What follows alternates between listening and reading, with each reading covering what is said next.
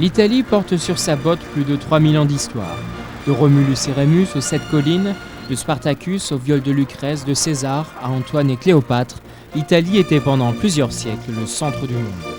Il est arrivé rarement à l'Italie de traverser le siècle anonymement. Après la grandeur de l'Antiquité, l'Italie devient successivement barbare, médiévale, puis vint la Renaissance et le siècle des Lumières. Le 19e siècle sera marquant quant aux fondations de l'unité italienne. En 1861, Victor Emmanuel II est proclamé roi d'Italie. L'Italie gère désormais son destin. L'époque contemporaine sera marquée par un demi-siècle de fascisme, qui naquit de la marche sur Rome le 27 octobre 1922. Après la mort de Mussolini, exécuté après la victoire des Alliés, l'Italie s'est forgée une république forte jusqu'à aujourd'hui. Fonctionnant sur un régime bicaméral, le chef d'État, Carlo Azeglio Campi, a un rôle sommaire. Le vrai leader de l'Italie, c'est le chef du gouvernement, c'est Silvio Berlusconi, le charismatique mania des médias qui a été élu en 2001. L'engagement européen de l'Italie s'est fait très tôt. Elle faisait partie de l'Europe des 6. 87 députés italiens siègent au Parlement européen, avec une forte majorité de démocrates et 11 non-inscrits, dont Emma Bonino, la petite fille de Cuneo, le phénomène italien qui depuis 1979 fait trembler les bancs de l'Europe et des droits de l'homme.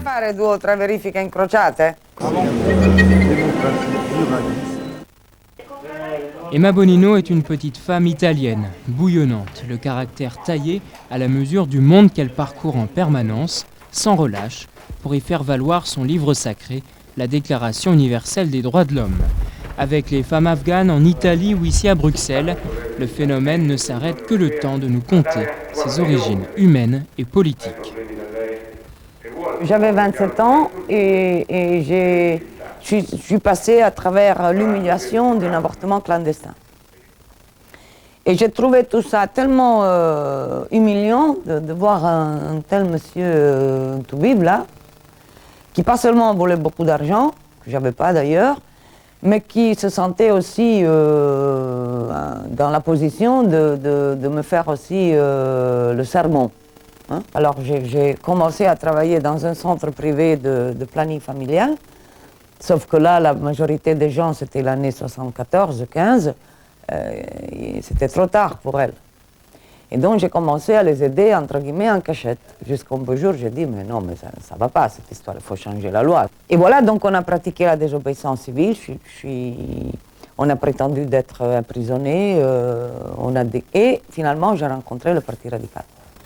Mes parents sont très pro-européens parce que l'Italie, et parce que nous avons cette dimension très profonde parmi les radicaux, de cette dimension, c'est-à-dire l'universalité de la liberté, des droits de l'homme, de la démocratie, des respects individuels de la personne, qui n'a pas de barrières.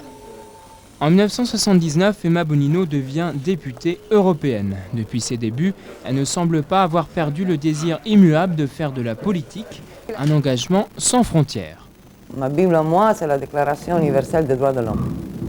J'y suis pour rien là-dedans, je suis trop jeune.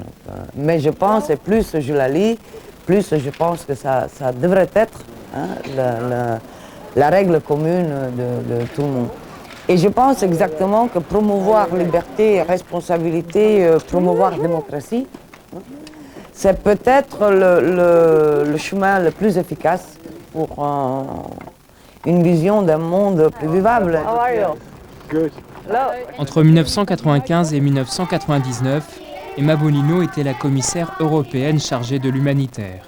Au Rwanda, en ex-Yougoslavie, à Kaboul ou au Cambodge, son engagement très fort et son franc-parler lui ont parfois fait défaut quant à ses relations avec le Parlement européen. Malgré tout, elle semble garder un souvenir profond et parfois ému de ces 5 années. Plus de 3 mois de marche dans la forêt, dans la boue, sans abri, sans habits, sans médicaments et presque sans nourriture. Maman Bonino, si vous étiez tout près de cette forêt, vous auriez entendu beaucoup de pleurs des enfants qui, malgré la fatigue et la faim, devraient obligatoirement faire ce long trajet pour échapper à la mort atroce infligée même aux enfants par les océans. Il y a une nuit que je ne pourrais jamais oublier, entre autres. C'était le fin mars 1999. J'étais en mission humanitaire en Macédoine. Et c'était minuit et mes collaborateurs me disent écoutez, on dit qu'il y a un train qui arrive de Pristina, qui débarque des gens, il les débarque dans la nature, il pleut, etc. Est-ce qu'on ne pourrait pas aller voir ces réfugiés d'où est-ce qu'ils arrivent? Et on se précipite à la frontière et dans une espèce de petite vallée. Effectivement, j'ai rencontré des milliers de personnes qui le matin même, avec le fusil dans le dos, avaient été obligés à monter sur un train, avec les portes fermées de l'extérieur, sans passeport, sans rien du tout, sans document que les Serbes leur avaient piqué, et qui étaient débarqués.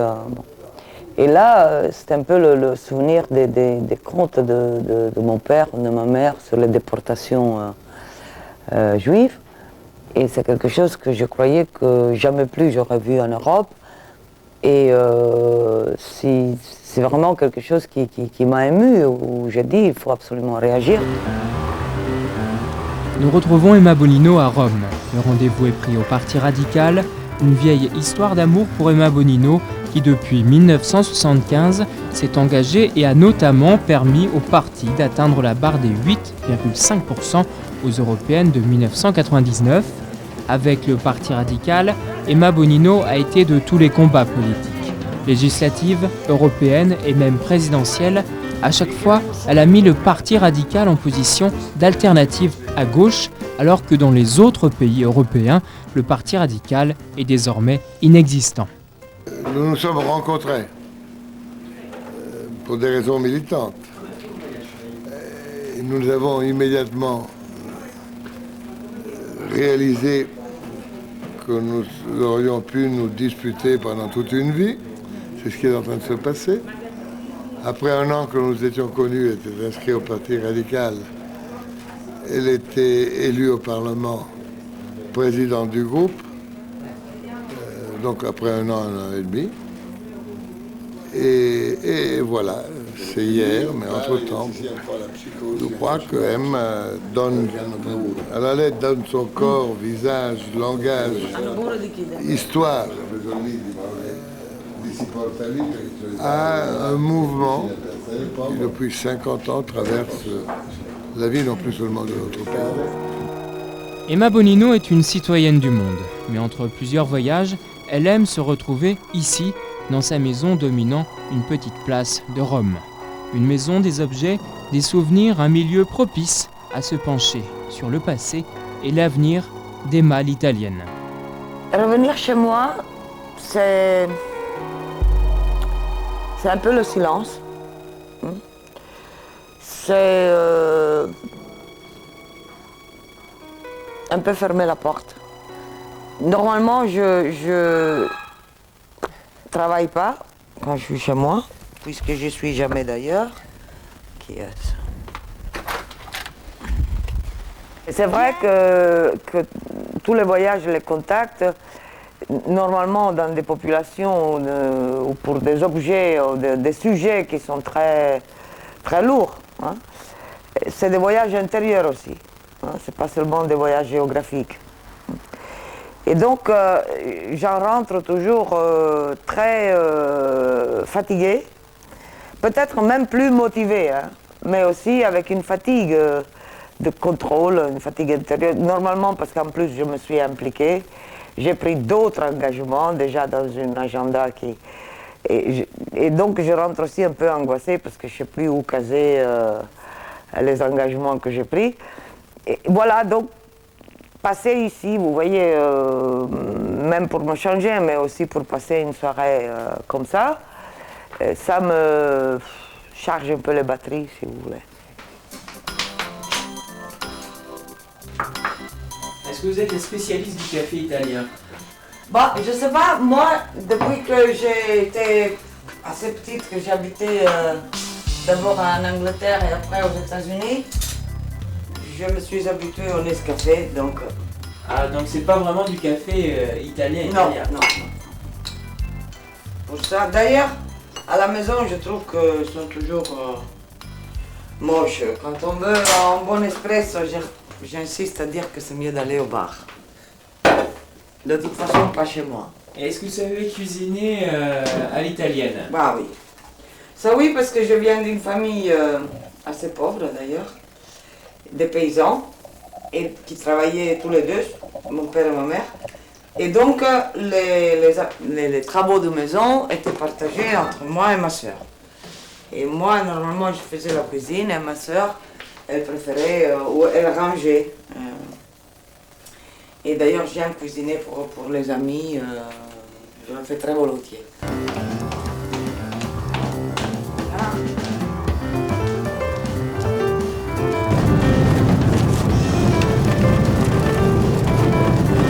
Est-ce qu'il y a une façon de conduire à la romaine, Bonino? Je pense que si. C'est surtout, je pense, qu'il y a une façon de se garer à la romaine. Il y a une façon de se ranger, de se garer à troisième rangée ou n'importe, ou comme vous avez vu là. Est-ce que vous conduisez comme vous vivez, c'est-à-dire très rapidement? Non, je pense pas. En plus, j'ai toujours des voitures, effectivement. Même si on le voulait, vous voyez. Ce samedi 10 novembre 2001, l'Italie est à l'heure américaine. Une grande manifestation est prévue l'après-midi à la Piazza di Popolo, la place du peuple, pour soutenir les États-Unis à travers la crise internationale. Le Parti radical manifeste quant à lui le matin, avant le grand rassemblement, des tentes pour recueillir des signatures et une façon différente de voir le conflit international. Nous qui professons et qui pratiquons la non-violence active, qui n'a rien à voir avec le pacifisme d'ailleurs, nous voulons profiter de cette manifestation justement pour affirmer, à part la réaction militaire, il y a à revoir toute notre politique étrangère. On l'avait promis suite à la Yougoslavie. Je pense que par contre, on continue comme si du temps de Richelieu rien n'a changé. On continue avec la raison d'État au lieu de la raison des citoyens et des gens. Donc vraiment, nous soutenons qu'une politique plus respectueuse des droits de l'homme et plus agressive pour imposer le respect des droits de l'homme, c'est pas seulement une politique plus présentable, mais c'est aussi plus efficace. Parce que, effectivement, c'est les démocraties qui peuvent nous donner l'espoir d'un monde plus stable, plus juste. Mon expérience me dit que parfois un groupe, même petit, d'individus déterminés, peut faire bouger les choses. Ça prend du temps, hein, parce que comme je vous disais, toutes mes campagnes au début, les politiques normalement, ils les voient un peu bizarres. Moi, quand j'avais commencé en 90 sur le tribunal pénal international ou pour celui de Milosevic, les gens, les diplomates me regardaient comme si c'était une chose tout à fait à côté de la plaque. Et finalement, on l'aura, et on l'aura les prochains mois. Ça fait 10 ans, d'accord, mais bon, ça fait 10 ans. Mais on n'était pas nombreux, hein. Emma Bonino, entre ses voyages, ses réunions, ses manifestations, nous livre pour finir une image plus intime d'Emma, femme du monde. Si vous me demandez si j'ai des idéaux, je dirais que oui. Si vous me demandez si j'ai des idéologies, je dirais que non. Les idéaux, ça me suffisent. Si vous me demandez est-ce qu'il y a un texte sacré pour vous, je vous dirais la Déclaration des droits de l'homme. Mais c'est vrai que non, du point de vue, comme on pense normalement de croire en Dieu, non. Est-ce que vous lisez votre signe astrologique? Péché. Ah oui, chez le coiffeur.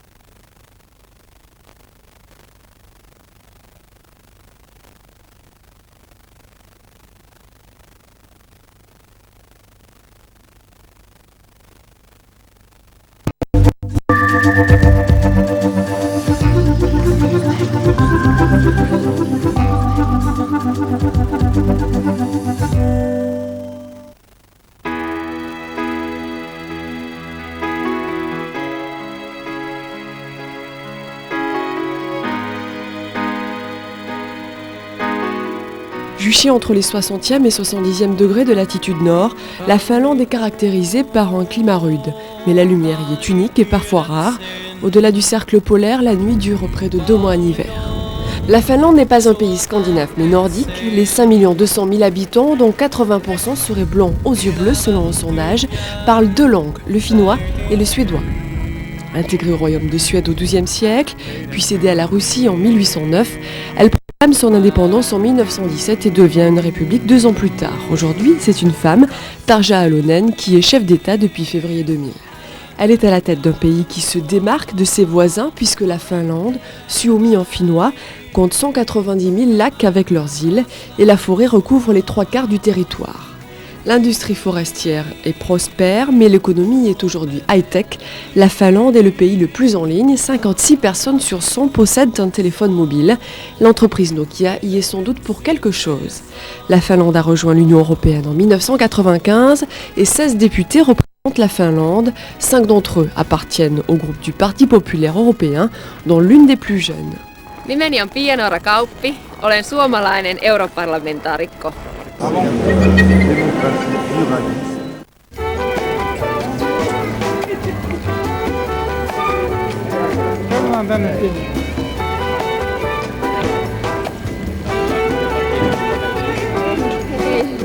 Il faut être finlandaise pour se promener en mini-jupe par moins 20 degrés, mais ça ne fait pas peur à Pia-Noora Kauppi lorsque certains vendredis elle rentre dans sa ville natale d'Oulu, 115 000 habitants, la Silicon Valley du Nord, à 100 km du cercle polaire. Normally I come here Friday with this flight. So this is my hometown.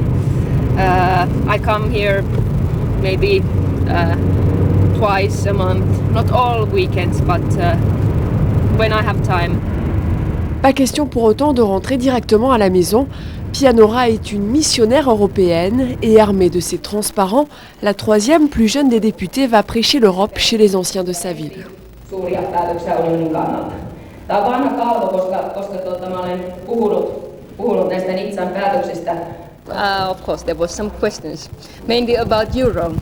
What does the euro mean to us, and what kind of effects it has to senior citizens' life?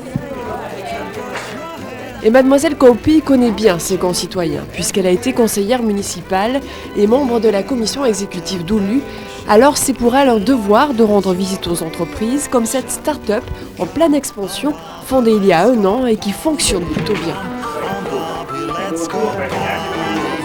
We don't spend so much money in cars and so on. We are quite modest people in Finland, but the bigger and finer company you have and better profit you have made, you can see it in sauna because the saunas are very expensive and they look very expensive also. Like this ski was here, it cost more than $10,000.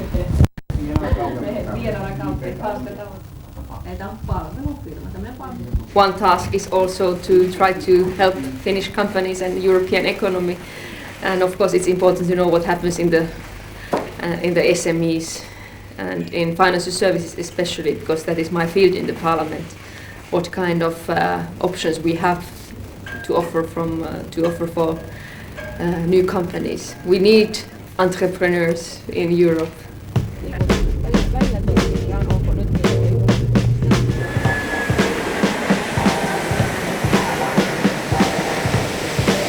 L'économie, c'est vraiment la spécialité de la députée finlandaise. Membre de la commission économique et monétaire, elle est enthousiaste à l'idée de l'arrivée de l'euro. I think that it will change the minds of European citizens because it will be the first thing what every European, of course Eurozone citizen, basically sees something coming from the European Union, something which is handy, which makes your everyday life easier and creates visible benefits for the citizen. And I really believe that Euro will be a success. We have to change the institutional structures of the European Union and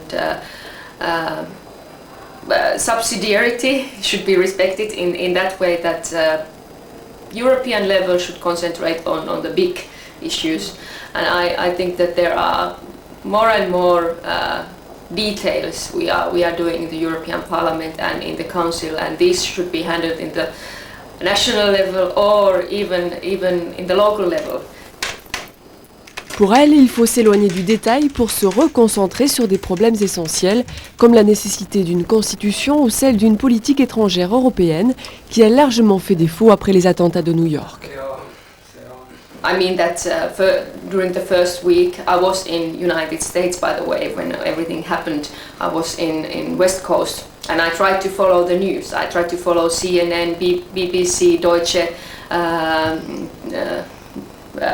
Deutsche Television or German television channels, or the European channels, which I were able to find from my hotel room in California. And it was a pity that I only saw Tony Blair speaking for public. I saw German Chancellor Schröder speaking public, of course, Prime Minister of France, Jacques Chirac. I was kind of disappointed that I didn't see European views. Only big nation states and their leaders were representing their views, and I didn't really feel that Europe was represented by someone. Très énergétique, intelligente,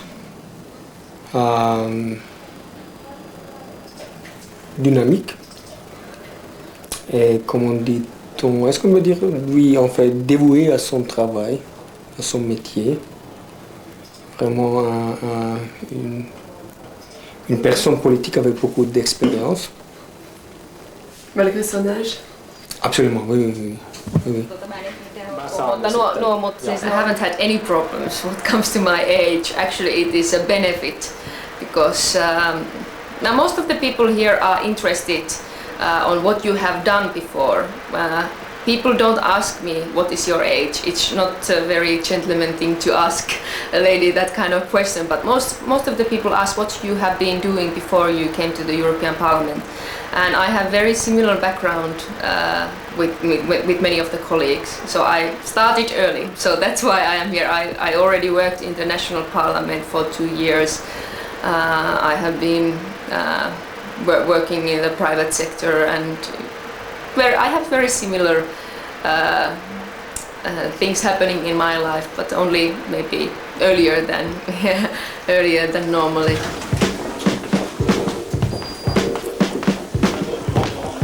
Les partis politiques et le système électoral lui-même permettent aux jeunes du nord de l'Europe de participer plus activement à la vie politique.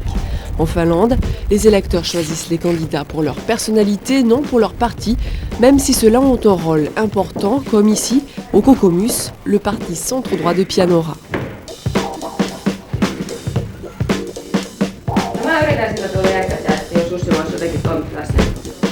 It is very big.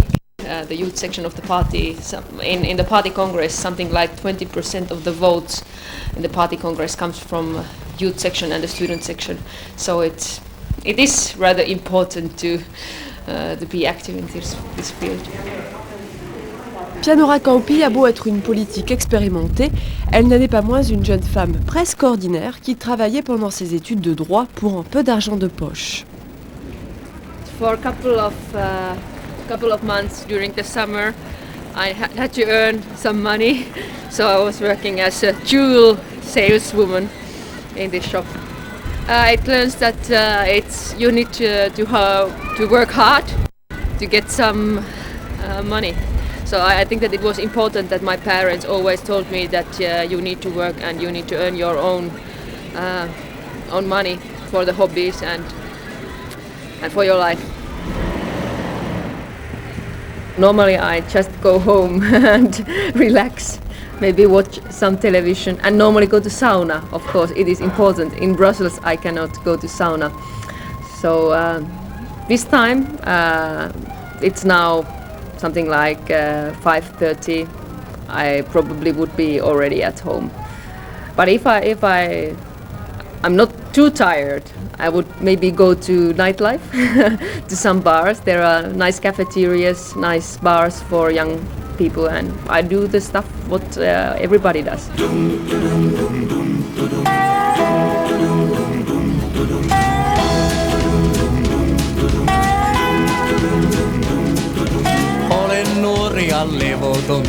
This was where I lived when I was young.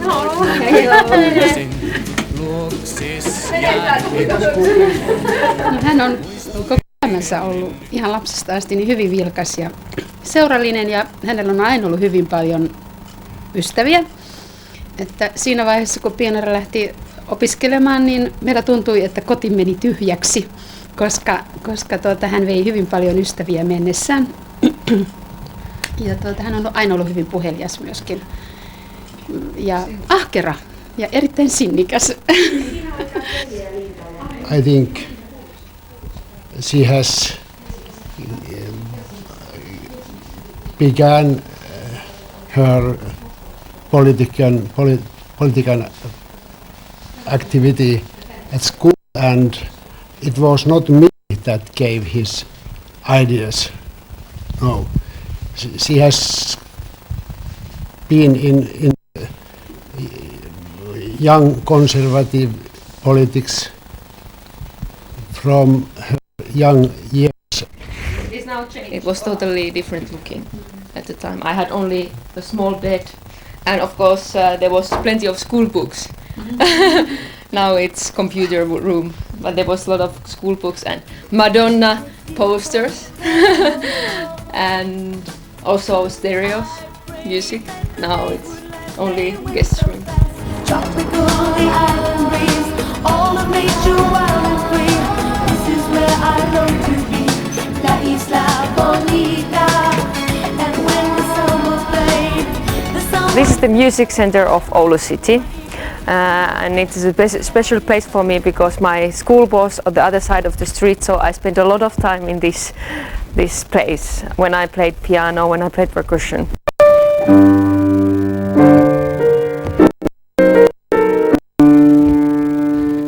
Or the music high school. I was in a music high school, and we used to spend time here in the lessons and playing and meeting friends. It hasn't changed a lot since my years here.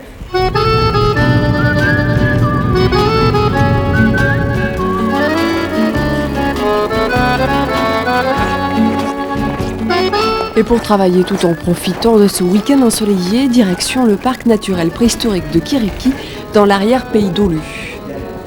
It was built a couple of years ago, this center, partially with European Union funding. So European Union does a lot of work with regional policies, and Regional Development Fund has given some funding for building this house and having this exhibition. So I just wanted to see what kind of project we are doing with the European taxpayers' money. This is the only sign of the mammoth here. We haven't found the rest of the skeleton. Yes. But of course we are, but you are still looking. We're still looking for.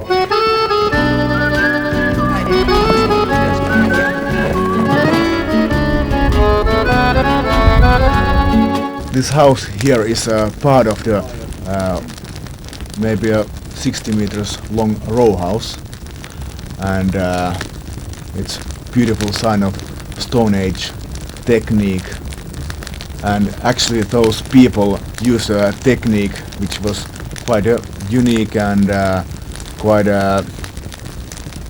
should I say modern.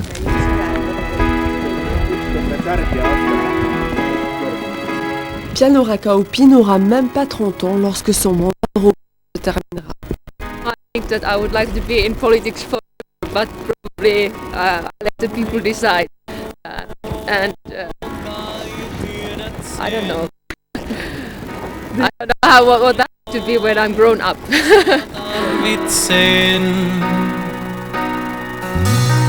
Elämän tyhjän täytit niin.